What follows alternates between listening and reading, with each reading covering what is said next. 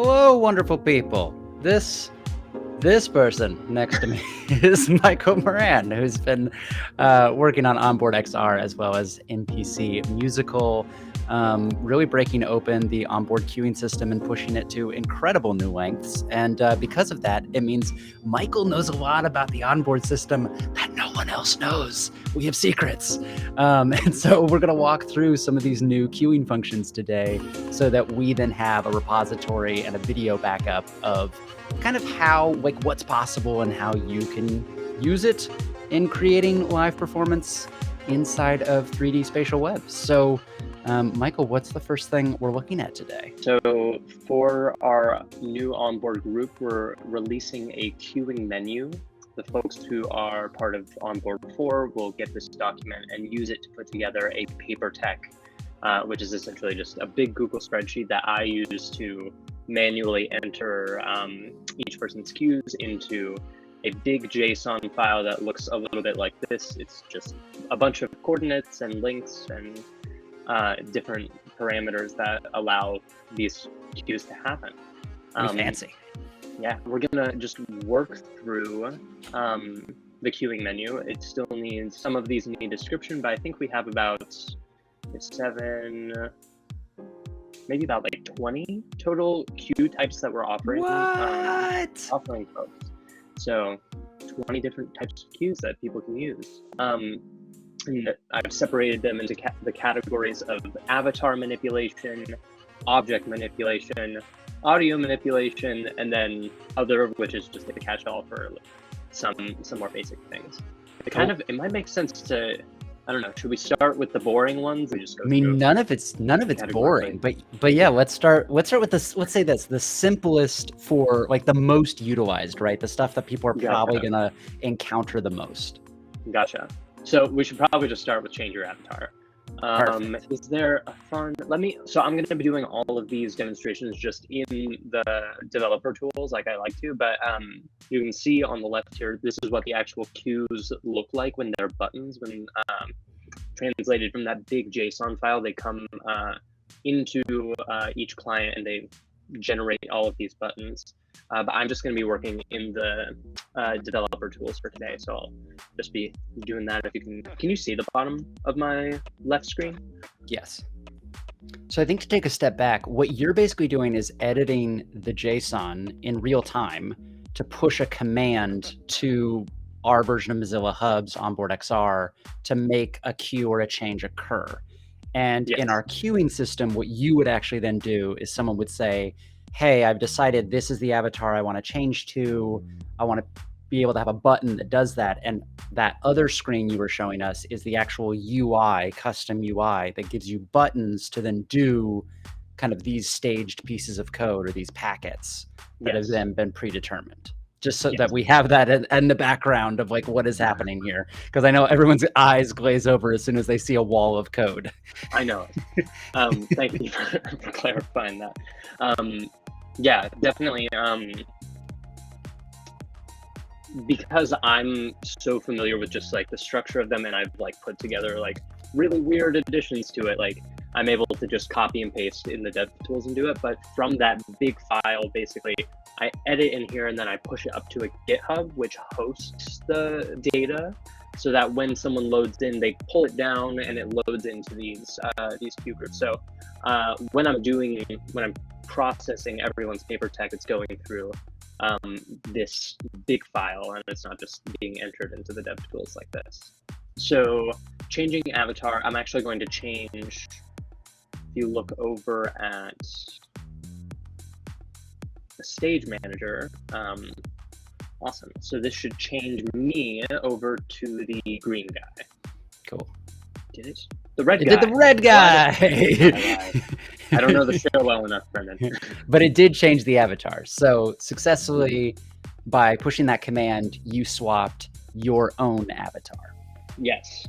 So I swapped my own. Now we're going to go to changing someone else's avatar. Now this can either be an audience member or a participant. Really, the code isn't that much different, but the key point is that as a stage manager, you want to be able to change the avatars of individual performers or of audience members as a whole. So it's actually being sent from my computer to each of the individual clients to change their avatars. Is that too Cody speak? I don't know if that. No, I think that's a good balance between, like, because we want people to understand kind of theoretically what's occurring, but then also be able to digest it. So, and use proper language. So, because it doesn't help if I make up what's happening. Are you going to change my avatar or your avatar too? So I'm just going, actually, I'm going to do both. I'm going to change your avatar and the avatar, not the red guy, but who's also currently the yellow guy. So I actually see two yellow guys right now. One's called like Yellow Build 19,008, and then there's Participant 4. So there's Participant 4 turned actually into the red guy. Let's do it into the NPC now. So there's the NPC. And I can do you individually. I forgot exactly the filing convention, but we can do multiple people at once. I don't. Well, and so when we talk about roles, because that's a whole way that we're utilizing the queue system, is basically assigning each participant or user a role. So sometimes that means each actor is a role. So I'm Brendan in the system, and Michael is Michael in the system. There's then participant 4 in the system. But when we do onboard, which is a larger show with a larger audience, we have like, what do we call them? Our spectators and our participants. And so we can give a role that multiple people log in as, and we can then change that entire role to take on a new avatar.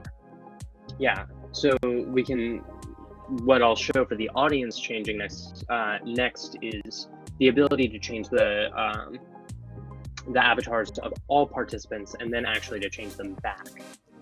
So let me go ahead and do this. We only have one participant in right now, but we could theoretically target all of them. So I don't know if you can see in the bottom left, it's not very important if you can't, but I had under role, I had individual, which means I can target specific individuals, but I actually just changed it to participant. Oh my gosh, participant. I changed it to participant, which targets all clients who have that participant role name. So actually, if we had multiple participants in, they would be changed. Let's change back to the, maybe 9 is like another guy. Oh, there's the green guy. There he is. So if we had multiple in there, it would change all of those. Now, in order to protect and make sure that we're not forcing them into something for the duration of the show, we require that there is a queue to change them back to their original. And that's something that I will just program for anyone who's changing the audience. But it's basically just one queue that changes them back to what they were, whatever the audience was before we changed them into something new. Cool. Can I ask, when we queue a object, like spawn a prop, right next to it is a delete the prop button? Is that how the avatar works as well? That's like change audience, revert back? Or is it change audience as its own queue line and then a whole separate queue line for change them back? So it is a completely separate queue line. Cool. But so that just basically means that whenever you are in headset or on your computer queuing that moment in the show, you're not going to look right next to it to set the audience back. You're going to need to remember to go down that next line and hit that next queue to send the audience back at the end of your segment. I think the default that I give everyone is we'll change it right before we move on to the next scene, or if there's a part that makes sense in your story. Gotcha. So I hope this works, but I've just made a custom queue type called avatar change back that I'm able to send. And now we see the participant is back to their original before we changed it for them, their original avatar. Perfect. So that's not something that I will know if I need to program that for our onboard 4 participants, but just know that they do have to go back before like right before we change scenes to the next one, just to protect the audience's choice of avatar that we give them in the top of the show. Right. Right now, the code base doesn't support once they get into the scene and they choose between the 2 life vest colors. it doesn't differentiate between those two, unfortunately, right now. Gotcha. Cool. In the future, could it detect what avatar you have and make a decision to change you based off of what you're currently skinned with? Yeah, so each avatar comes with its own unique link. And so basically we would just check if you've chosen to wear the life jacket color that says don't mess with me. Then if we see that, we just won't change your avatar at all, and you'll get to stay in that one the whole time. Cool. So I think that brings us through just basic changing avatars. Woo.